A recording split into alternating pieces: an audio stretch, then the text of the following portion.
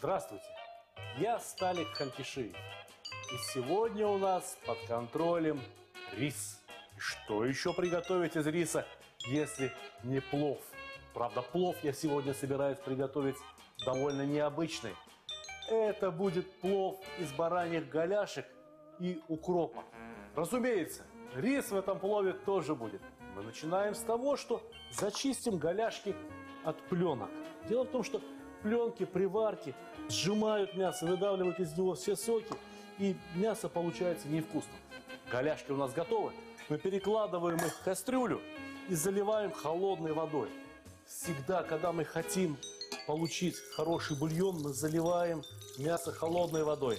А если мы хотим просто отварить мясо и получить отварное мясо, опускаем мясо в кипящую воду. И вот бульон готов. Вынимаем из этого бульона все голяшки. Бульон получился наваристый. И перекладываем весь рис в кипящий бульон. Непременно перемешиваем несколько раз для того, чтобы рис не осел на дно и не прилип на дне. И варим примерно 10-12 минут. Впрочем, это очень индивидуально. Это зависит от сорта риса. Пока у нас есть эти 10-12 минут, мы с вами покрошим укроп. Вот за минуту-другую до готовности риса мы добавим в него этот укроп. Это нам надо для того, чтобы укроп сохранил свой цвет, но успел передать аромат рису через бульон. Такой плов, как я вам готовлю сейчас, готовят в Ренкаране, на самом юге Азербайджана. Готовят его обычно в горшочке, и мы сейчас тоже приготовим его именно в горшочке. У нас есть горшочек, который стоит уже подогретый в духовке. Подогрел я его для того, чтобы не перекладывать горячий рис в холодную посуду. Это было бы неправильно.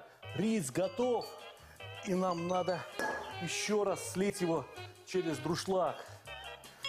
Нам нужен только отваренный вместе с укропом рис. А сейчас займемся мясом и нашим горячим горшочком.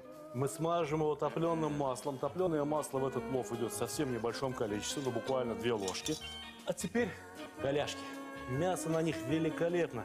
Мы его срежем с костей, кости нам уже не нужны.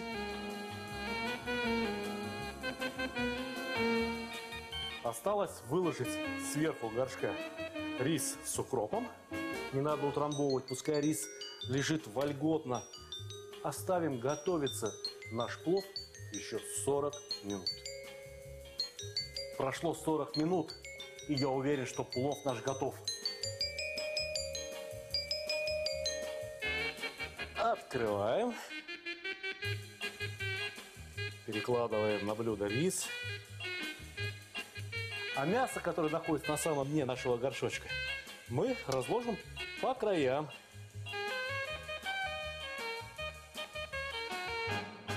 Осталось только украсить наш плов несколькими зернышками граната. Но это будет красиво, во-первых. А во-вторых, легкая кислинка к мясу, к рису не помешает. Ну что ж, наш плов готов. Приятного аппетита и до свидания.